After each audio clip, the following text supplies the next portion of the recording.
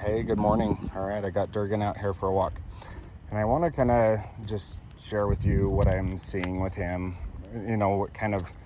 what leads to certain places with walking. So I found when I'm walking, if I say too much, that can hinder his progress on walking. So when I get out, if I give a stimulation on the e-collar for him to come into position, I don't necessarily say anything. So I'm stimming right there, good boy. And then, but I don't remind him to come into position.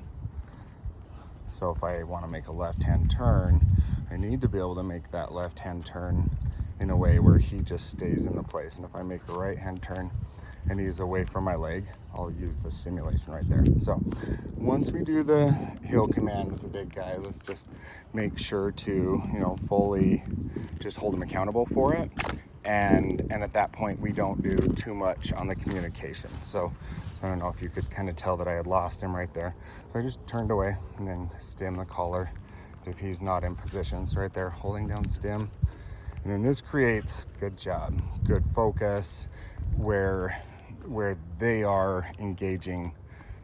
They're like actively needing to try to engage with you, because that focus is that's what drives their mind kind of staying with you, saying, okay, what do mom and dad want me to do? And so anytime there's not a really great heel position, I try to make it really binary, just on or off with the e-collar. It's just simply, if you're in heel position, it's amazing, and I'm gonna love you and pet you and say nice things to you because I want you to keep looking at me and all that. Heel. And I didn't stim right there because I was kind of surprising him by walking off. But and then if he's not in position, it's fine, but the e-collar is going to be on. And if he gets confused about it, I would, pat my hip and stuff for him to get back. But this is one of those little tricks where I don't want to stand between him and maybe the consequence that would make him be just a little bit better. Until I stimmed it right there as I walked away. Hopefully that makes sense. Durgan, down. Good boy. Okay, so for the down command, we want to make sure, so I try to get out of sight, down stays in. At this age, it doesn't have to be every day, but if I go out of his sight, my expectation is that he still stay right there until we fully released him. So as I'm walking away, I need to be able to get into my house and look out a window, close the door, have him stay there. Ooh, there and where he broke it. Down, Durgan, down. Good job, buddy. Good boy. Okay, so where he broke it, I want to make sure that he does it again. Now I'm going to take him down, put him in the same place, down. Good. Now, what he's doing right there, where he's trying to lick my hands as I'm telling you this, and he's kind of whining, so the whining, there's like stress because he's like, oh, I don't have control over how this goes, and I know you're going to make me nervous by leaving me. So, and that's the same thing, him trying to lick my fingers is an appeasement behavior. So where he's like saying, hey, let me give you affection in lieu of obedience. Like, let's lean on the relationship to make the logical part of this not have to be. So yeah, and then once we get back, I'm just kind of lukewarm. So as he's whining, I'm not going to release that. I'm going to down. And don't allow him to down. Durgan, down.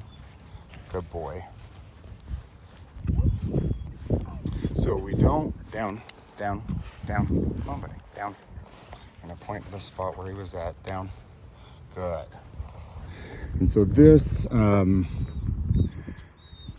Yeah, this play on like affection or submission in lieu of obedience, it's like a behavioral pattern. So it's something that they'll get away with because you love them. Like it's not a bad human trait to kind of play into that. But you want to withhold emotion, and that doesn't mean, I mean, you can praise with emotion and stuff like that, but I don't know how it's picking up on camera, but there's like the whine that whine is enough that I don't want to release him, because when we release him from a place of discord, as we're releasing, we're also on some level rewarding. And so because he gets closure on the command, so if we're pairing rewarding with him getting amped up before he does that, then we'll need to, he'll be more whiny in place. He'll be more, just whiny when he's excited about something happening. So there's potential problems with it. So go out here, look at him.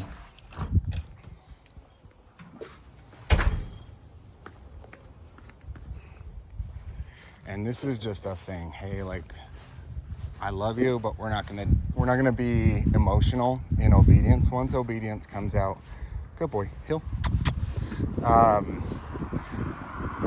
We're doing it 100%. We're all in on obedience, and that's the only way to fully gain control over a dog that's aggressively getting adrenalized. Because to break through to that aggression and that adrenaline from a place to break through that aggression through a place of adrenaline when there has been any like codependent component in that relationship will be extremely hard. So that's so hopefully that's helpful. Hey, what's happening? All right, so I wanted to show you just kind of where he's at on the doorbell stuff.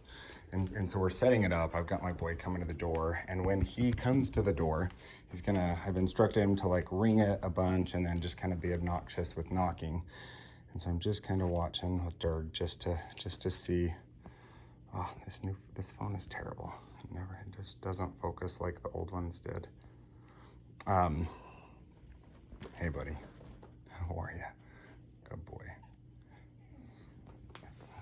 It's one of the other training dogs right here. Oh my goodness, this is bad.